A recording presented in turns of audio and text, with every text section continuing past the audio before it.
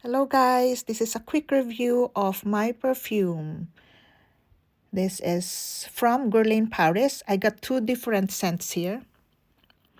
It was first introduced to me by a friend.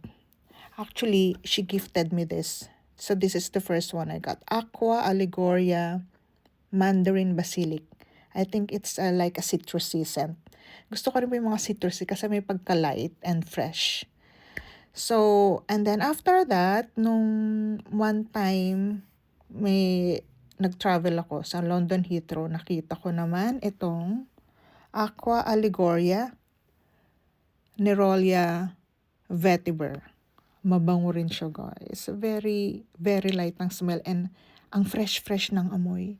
So, binili ko siya. May price din po eh. I'm not sure what the exact price, but it's a bit pricey. Anyway, my verdict for this, every time I use it, it's not much appreciated. When I say not appreciated, walang masyadong nakakapansin compared with my other perfumes na laging sinasabi, Marcy, anong pabango mo? Ang bango-bangon mo naman. But this one, may naka-appreciate naman, kaya lang parang 2 beses lang yata siyang na-appreciate every time gagamitin ko siya.